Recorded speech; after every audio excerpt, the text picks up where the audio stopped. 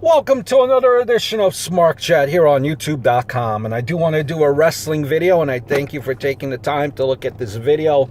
Check out my other channel, the Tom Brand One. It is funny, I promise you. And I want to give you my raw thoughts in no particular order. Hall of Fame was announced. Big Boss Man. I like it. I think Big Boss Man should be in the Hall of Fame. You know, he started out not in the WWF with Jimmy Crockett, their promotions. Was a legit, bad guy. Was a correctional officer from Cobb County Correctional Prison. And that was his gimmick when he came to WWF. It was actually true. Part of the reason why I think he should be in the Hall of Fame is the guy had longevity. Listen, I know it's all different criteria for being in the Hall of Fame, but I think longevity played it for me. Longevity and the fact that this guy, at least in my generation, he was a very agile big guy. Big guys, as agile as guys of Vader, who should be in the Hall of Fame, and Bam Bam Bigelow. I put him up there as well. The guy was legitimately fat when he first came up with the, if you remember, was it the Twin Towers and One Man Gang, Akeem the Dream. But then he got into shape and slimmed down. If you remember the feud, probably the most memorable feud that a lot of fans remember from this generation is the feud that he had with Al Snow, where he fed Pepe, his pet Chihuahua, to him. Al Snow's dog. That was funny. That was funny stuff. You probably also remember the whole segment with the whole feud with Big Show. Something to the effect of where Big Show was on the casket of what was supposed to be his, I think, father and storyline, and Big Boss Man was he stole the casket, and Big Show landed on the casket, was trying to stop the casket from moving, and Boss Man just uses that casket and drives away with the car. It was attached to the pickup, and the guy was an agile guy. You never in all these shoot interviews, you never hear anyone complaining about Big Show. I mean, not Big Show, but Boss Man. So I think he deserves it. I think he deserves it. The only question is, who would induct Boss Man? A lot of his comrades during those days have passed away. Al Snow, he's in TNA. He's not going to induct him. Maybe Big Show. Maybe they could bring back Slick Rick. Interesting to see who will induct him. Speaking of introductions, Hall of Fame, another rumor will be Stan Hansen. Stan Hansen. For the most part, you really don't see anything about Stan Hansen as far as tapes, from the States, because he mostly wrestled from the 80s on in Japan, and that's where he's known. Stan Hansen, with his lariat, legitimately hurt Bruno Sammartino, and that was the big thing, the big attraction, and over here when he was in the States, but that was only for a short period of time before he went over to Japan. You might be asking yourself, well, guys in Japan, why is he in the Hall of Fame? He really didn't do anything with the WWF. It's because of his accomplishments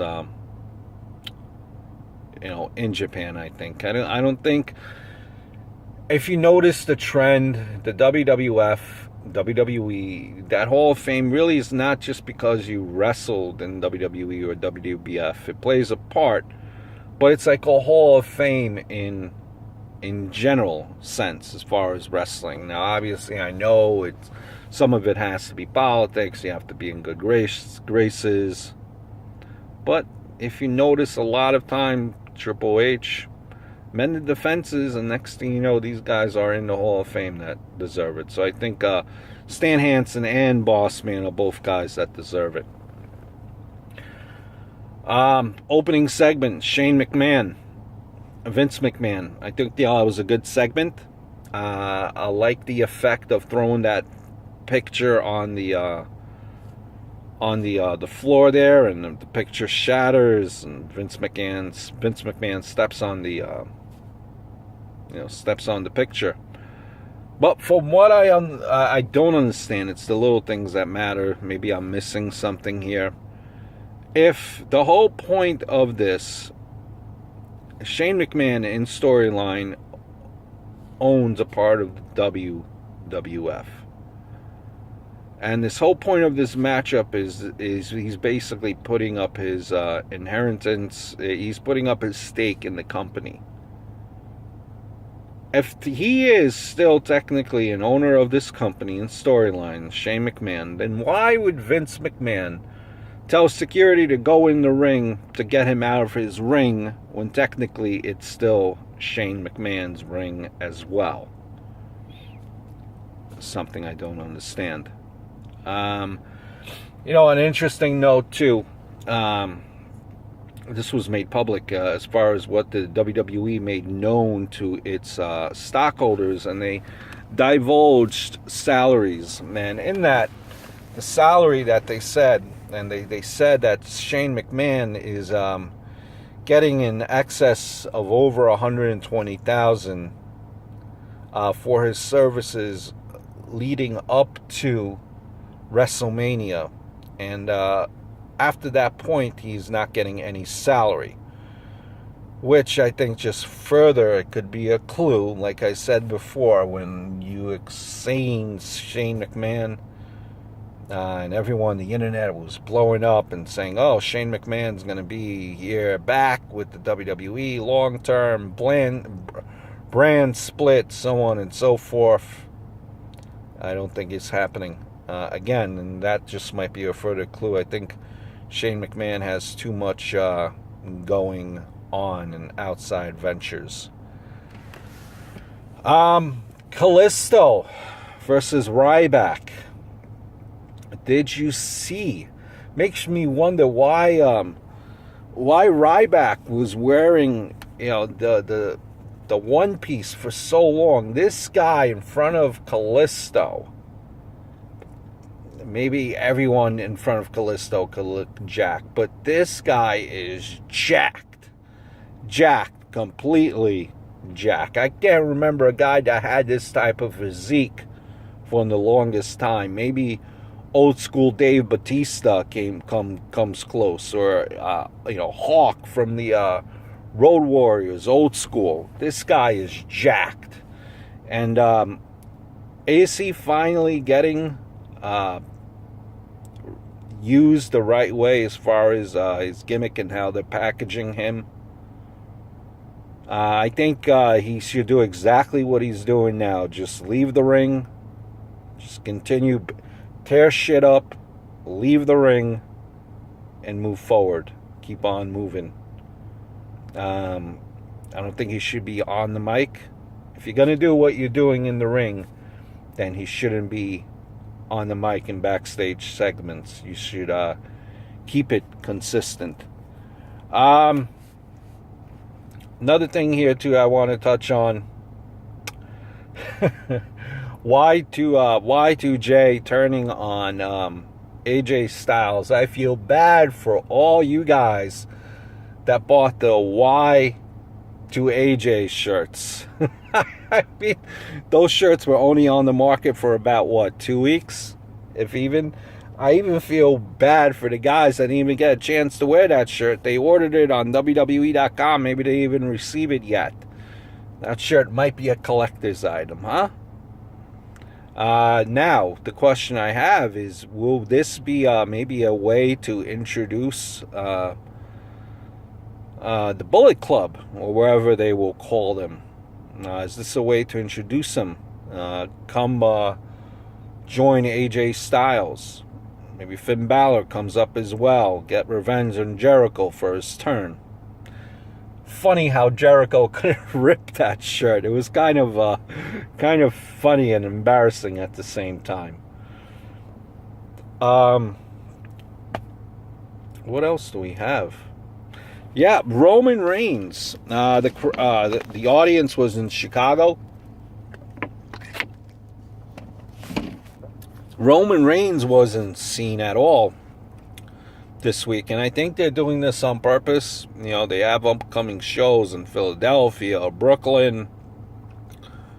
This crowd will eat him alive, will make him literally a heel before he even, quote unquote, will eventually turn a heel. I think what they're trying to do, trying to keep him off TV. The more is better. The less you see of him is better. Yeah, I think that's the way the WWE is going in that route. I don't see Dean Ambrose beating Triple H at Roadblock. I don't see that happening. I do see an appearance from Roman Reigns possibly, at Roadblock to kind of save Dean Ambrose from getting beat up. But I don't really expect him to see it, for him to be on Raw after that, because they're trying to protect him. Trying to protect him until WrestleMania.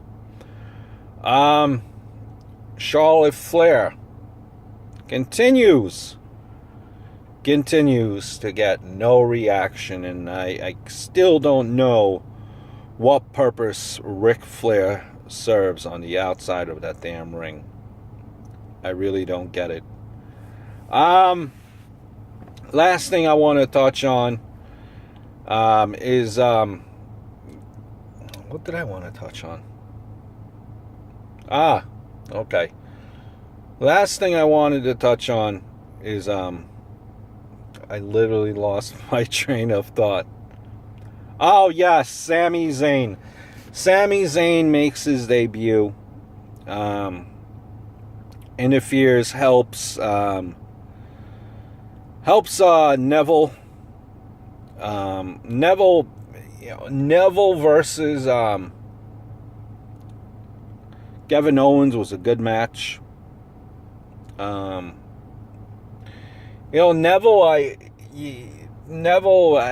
really just never really got off the ground, whether it be his fault, creative fault, the combination of the two.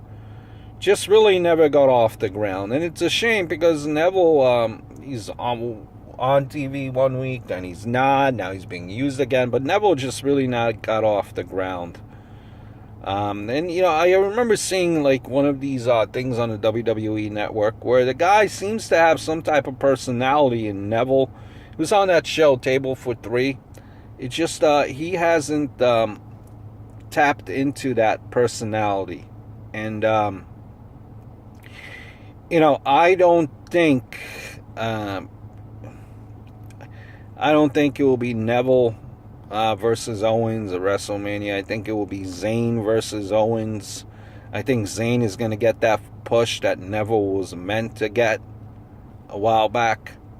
I think it's Zayn versus Kevin Owens. I could be wrong. It looks like it might be like one of this, like a ladder type match, or Owens versus 5 other guys. I don't know where this is going. First he was feuding with Show. Now it's Neville. They didn't touch anything with Big Show this week on Raw. So I really don't know where they're going with this at all. But, Sami Zayn, nice to see him. Got a nice pop, nice reaction. Chicago, I think overall the crowd, in the last couple times I've been to Chicago, it's kind of surprised me. It hasn't been exactly like the crowd, how hot the crowd has been in years prior. Maybe because it's the product. It could be a combination of things, but that crowd doesn't seems to be as hot as it was from looking at it even last year. So just really some of my thoughts from Raw. I hope all is well,